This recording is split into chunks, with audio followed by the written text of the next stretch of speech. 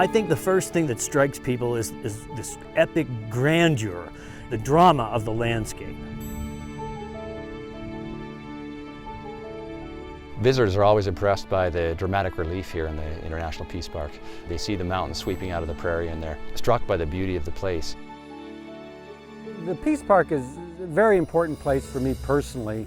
It's where I go to renew my spirit. This is where I come and I really connect with the wild things. The Blackfoot people, native to this place, call it the backbone of the world. At the narrow waist of the Rocky Mountains where Alberta, British Columbia, and Montana meet, sprawls one of the wildest, most beautiful places on Earth. This is the crown of the continent. The crown of the continent, it is the heart of North America.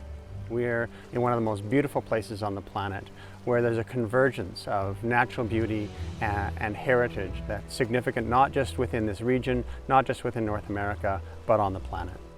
At the heart of this wild nature lies an enduring monument to goodwill between Canada and the United States, Waterton-Glacier International Peace Park.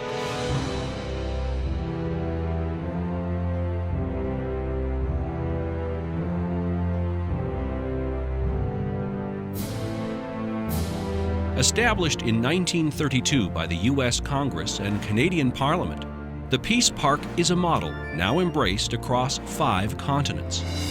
But the origin was a distinctly local idea led by small-town Rotary clubs in Alberta and Montana. The origin of this park came from the passion and heartfelt sense of presence from the local people. It was the local people who said, this place is special. This place needs to be protected for people for all times. The crown of the continent is the whole area of BC, Montana, and Alberta that surrounds Waterton-Glacier International Peace Park. And the Peace Park is the jewel in the center that holds us all together, gives us a vision of how strong we can be together and how special it is to preserve what we have here. The ecosystem doesn't recognize a border. The bears, the cougars, the elk that pass through our world have no knowledge of the border. We are one ecosystem, and it's important to recognize that, and that Canada and the United States work together to recognize the importance of the interconnectedness, not just of that one ecosystem, but of our nations, our countries, and ultimately our people. One of the reasons we have this spectacular beauty and the wonderful wildlife we do is because we share that ecosystem and we try to manage it cooperatively. When you stand on the hill at the Prince of Wales Hotel and you look up Waterton Lake, you see beyond all borders. You see that here nature truly knows no political boundary. And by working together, we can embrace what that really means, which is integrity of ecosystems, which is integrity of wildlife habitat, which is free-flowing, wild, clean rivers. It's all those things that you can see and impact by working and living and preserving the Crown of the Continent area. The concept of international cooperation to protect this place was born soon after Waterton Lakes National Park was established in Alberta in 1895 and Glacier National Park in 1910. The first superintendent of Waterton, George Kootenai Brown, would often philosophize with a ranger from Glacier, Albert Henry Reynolds. In such a place of grandeur, they agreed, the international border was artificial and unwanted. No man-made boundary can cleave the waters apart. It would be better to accept nature's creation by removing the boundary line and acknowledging one park, one lake in its own territory. It seems advisable to me to greatly enlarge this park. Many people here desire it. It might be well to have a preserve and breeding ground for wildlife in conjunction with the United States Glacier Park. I'm sure this step would be much appreciated by all sportsmen and nature lovers. The vision of Albert Reynolds and Kootenai Brown began to be realized 20 years later with the creation of the Peace Park. And in 2002, Brown's long-standing proposal to expand the Canadian section into British Columbia was endorsed by the Canadian federal government. Today, this plan is under review by the province of British Columbia. The great majority of the Peace Park is wilderness, home to more bears than people. Yet more than 2 million visitors every year explore its trails, scenic roads, lakes, and rivers.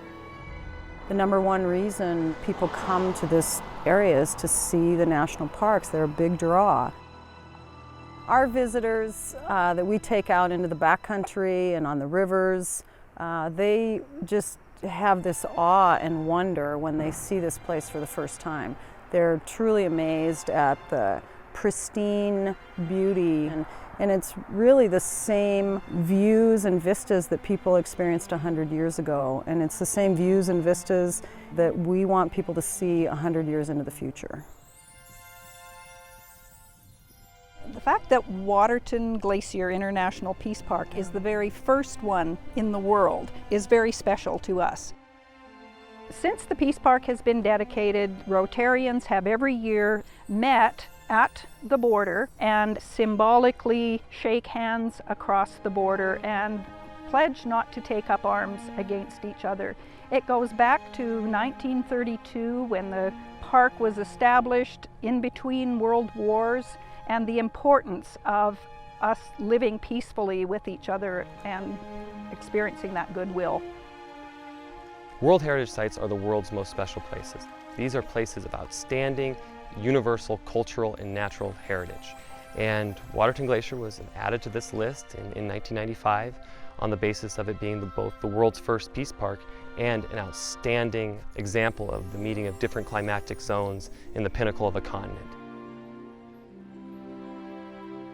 The reason that I live here is because of the natural environment. It's because of what you see behind me. It's because of the sound of the river right next to us.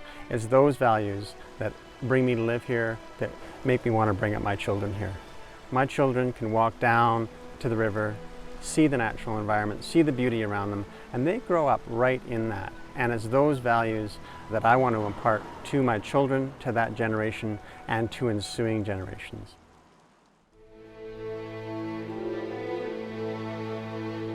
If you look at the challenges facing Waterton-Glacier International Peace Park, many of them are from outside the park. And these threats are real and they're imminent in terms of what they could mean for native fish, what they could mean for grizzly bears, and what they could mean for water quality.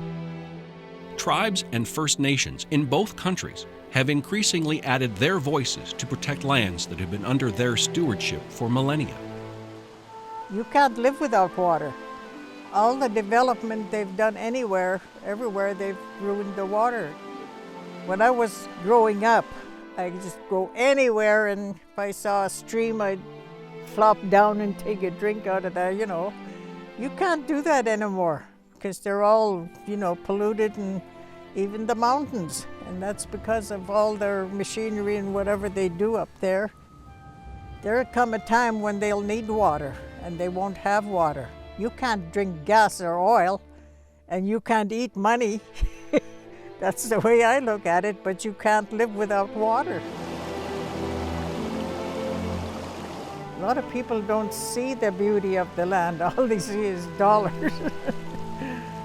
We lived without money, and we survived. Our people did. We are charged with keeping a legacy here, and that requires making decisions that look into the future and don't look at the immediate gains that can be made from a short-term mine or this oil well today. We're really taking the step back and saying, what do we want this place to be like for our children and grandchildren?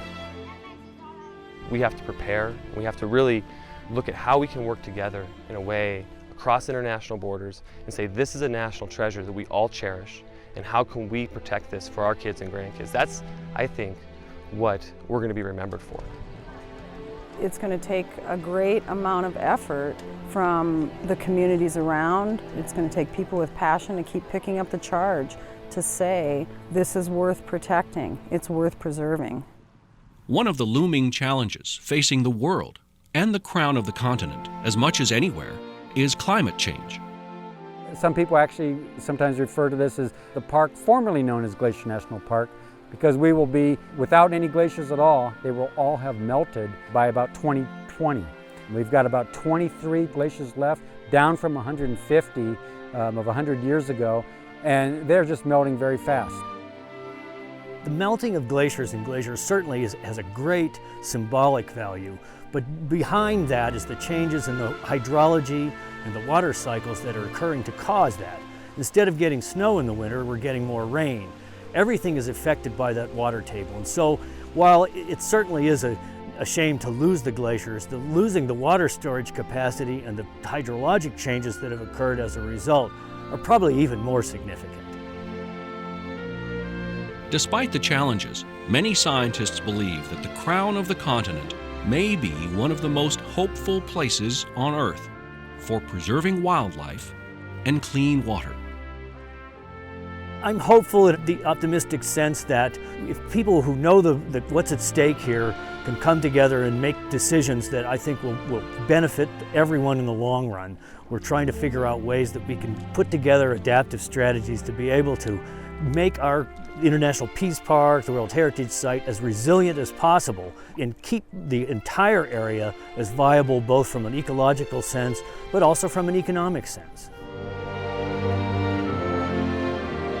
The Peace Park is symbolic of wonderful things around the world, and it has expanded to all the communities in Montana, in British Columbia, in Alberta, who all work together and understand that we have something very special here that we can work together to preserve, enhance, and celebrate.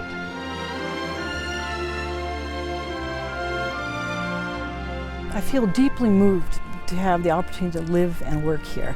And I look around at this incredibly magnificent landscape, and it always makes me reflect on the wisdom of those that came before us. The people who over 100 years ago, when there was nothing but wilderness here, had the vision that this place and places like this needed to be protected for all times.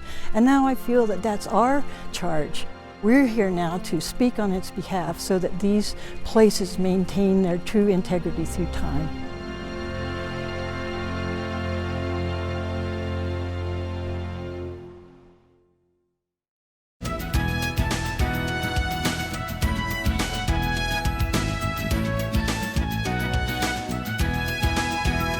If you have an idea for Northwest Profiles, send it to KSPS TV, 3911 South Regal, Spokane, Washington 99223.